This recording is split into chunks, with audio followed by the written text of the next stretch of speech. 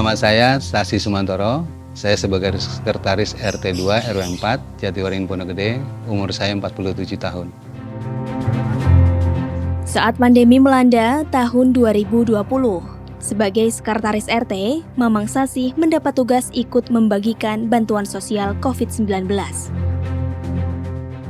Dari 44 kepala keluarga yang tinggal di lingkungannya, yang mendapat bansos 30 kakak. Untuk bansos itu isinya ada beras, terus mie instan, saus, terus sarden, sama biskuit itu aja. Sembako lah. Namun, kabar tak sedap meruak dari program bansos ini. Program itu dikorupsi.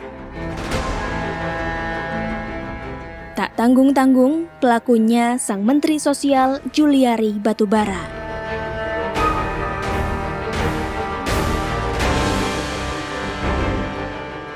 Menurut pakar hukum pidana, Abdul Fikar Hajar, siapapun pelakunya, yang paling dirugikan sebenarnya adalah masyarakat. Nah, kenapa rakyat rugi? Satu, itu memang tugasnya pemerintahan. Yang kedua, rakyat juga pembayar pajak gitu. Hidupnya mereka kan juga dari kita juga. Setiap langkah atau kegiatan masyarakat kan ada pajaknya gitu, ya. Kita beli barang aja ada 10%. Nah, itu masuknya ke sana, ke negara, dan itu untuk biayai mereka gitu loh. Menyelenggarakan pemerintahan, menyelenggarakan kehidupan bermasyarakat. Tak hanya korupsi yang merugikan rakyat, tapi juga penyalahgunaan jabatan dan wewenang lainnya. Korupsi itu betul tidak cuma uang, tapi juga setiap aset atau kesempatan yang bernilai ekonomi. Itu bisa disebut sebagai korupsi gitu ya. Diambil dengan cara ada 3 cara. Ya, yang pertama, kalau orang yang punya jabatan di negara, di pemerintahan, ya itu namanya penyalahgunaan kewenangan. Nah, itu ada pasal 1 tuh di Undang-Undang Korupsi, ya, penyalahgunaan kewenangan. Dengan cara itu, mereka yang punya jabatan punya kesempatan untuk melakukan korupsi. Celakanya, mengungkap kasus seperti itu tidak mudah. Sebab praktek korupsi biasanya dilakukan secara tertutup, melibatkan aktor yang kong kali kong bersama-sama melakukan korupsi. Dibutuhkan informasi dari orang dalam untuk mengungkap tindakan lancung ini. Istilahnya whistleblower.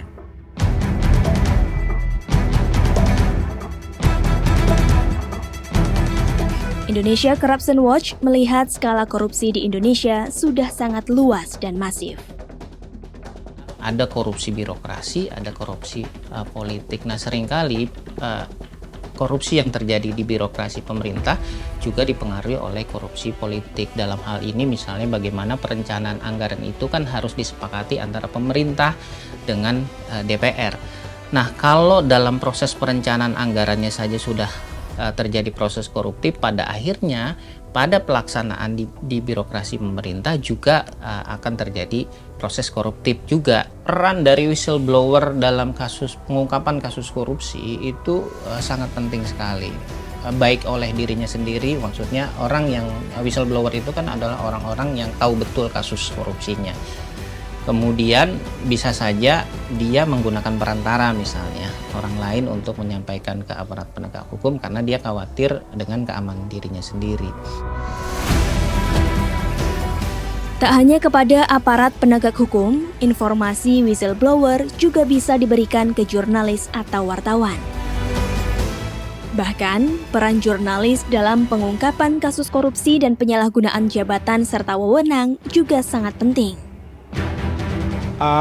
Peran pers dalam pengungkapan berbagai skandal, pelanggaran hukum, atau hal-hal yang menarik perhatian publik ya, karena menyangkut kepentingan orang banyak, itu cukup dominan, terutama ketika kita punya masalah dalam sistem penegakan hukum kita.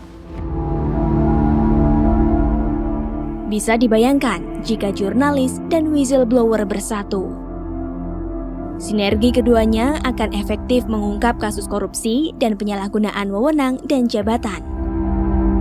Masalahnya, bagaimana agar kedua elemen itu bertemu? Jawabannya ada di Indonesia Leaks.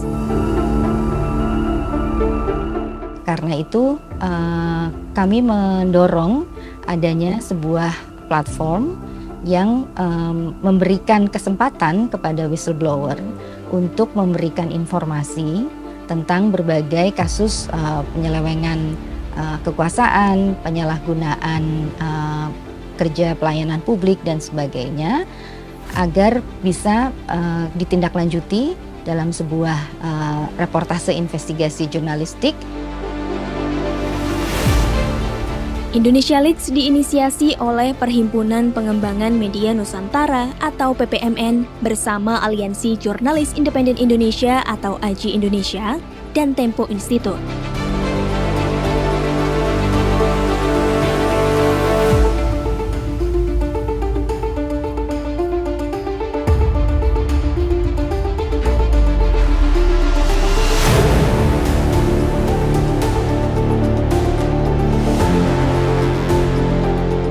Pada prinsipnya era digital sekarang ini kolaborasi itu mutlak ya. Kolaborasi baik antar sesama perusahaan media maupun kolaborasi dengan publik, dengan teman-teman CSO yang lain itu mutlak gitu ya.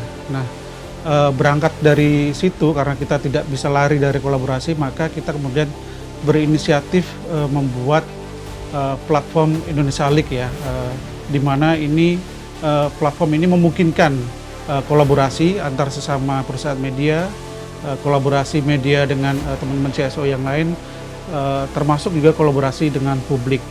Betul, bahwa kami memang membuat platform ini terbuka untuk siapa saja yang mendapati, menyaksikan, mendengar, atau mengalami berbagai peristiwa yang untuk whistleblower tersebut atau orang tersebut dirasakan sebagai pelanggaran haknya, pelanggaran hak dalam mendapatkan layanan publik ataupun juga pelanggaran berupa penyalahgunaan kekuasaan.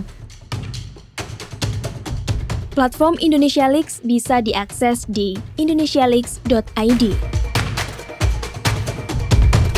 Platform ini memang didesain untuk memberi kemudahan kepada whistleblower. Karena itu, saat mengakses situs Indonesia Leaks akan langsung muncul menu kirim dokumen. Saat diklik, whistleblower bisa memilih media apa dokumen itu akan dikirim. Bisa dipilih salah satu atau bahkan semua media. Laman berikutnya, whistleblower bisa mengisi detail perusahaan dan kasus yang terjadi. Juga tentang kesediaan untuk dihubungi oleh wartawan atau tidak. Ada kesempatan untuk si pengirim dokumen tidak anonim. Jadi sistem Indonesia Leaks memungkinkan si pengirim dokumen itu untuk bisa dihubungi kalau dia mau. Jadi untuk kasus-kasus seperti itu ya kita bisa kontak tuh si pengirim dokumennya untuk bertanya lebih jauh, untuk wawancara dan seterusnya. Kerahasiaan sumber memang menjadi prinsip utama Indonesia Leaks. Karena itu, sistemnya dirancang untuk melindungi kerahasiaan sumber secara maksimal.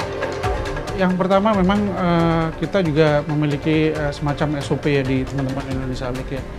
Misalkan ketika dokumen itu masuk ke platform Indonesia Leaks itu maka kita akan bersihkan gitu ya metadata dan sebagainya. Jadi begitu datanya kemudian digunakan oleh teman-teman jurnalis atau media yang tergabung di Indonesia Leaks itu sudah aman gitu ya.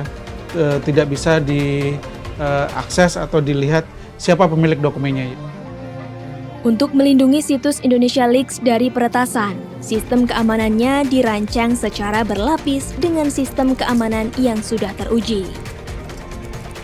Dokumen yang masuk akan diverifikasi oleh tim Indonesia Leaks dengan prosedur standar jurnalistik.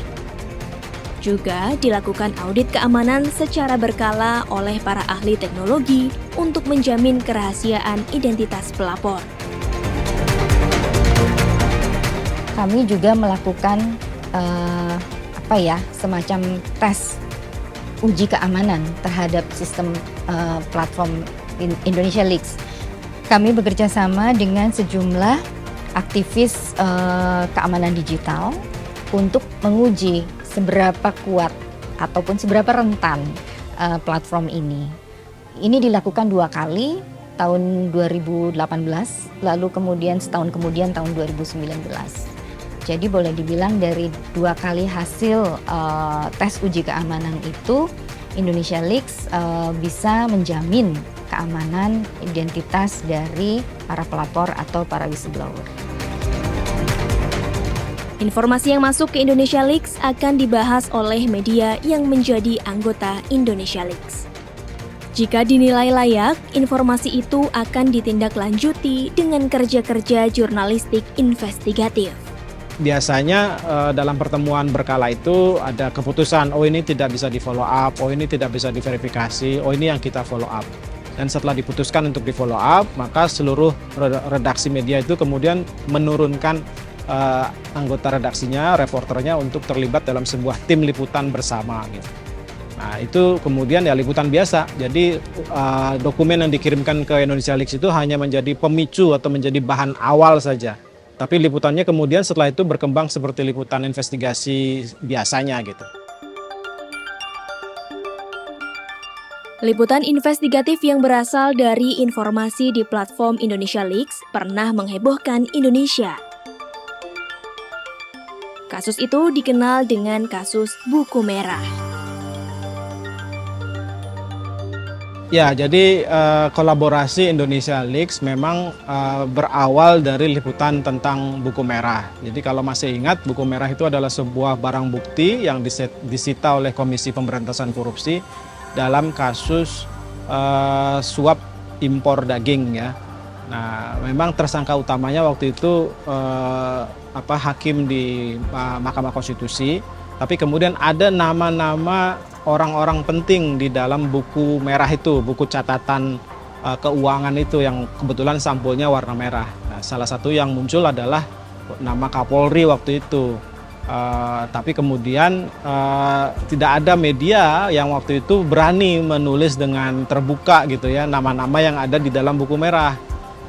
Apalagi kemudian buku merahnya sendiri juga dipermak kan, ada upaya untuk merusak barang bukti itu dan menghilangkan jejak nama-nama yang ada di situ.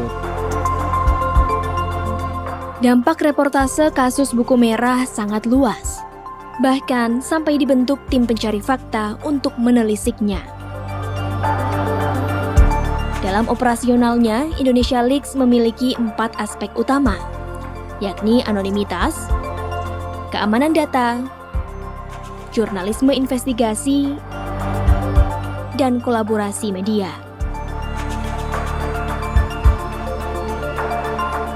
Platform Indonesia Leaks bisa menjadi saluran kolaborasi masyarakat dan jurnalis untuk melakukan kontrol terhadap pemerintah dalam melakukan good governance, mencegah korupsi, serta penyalahgunaan wewenang dan jabatan.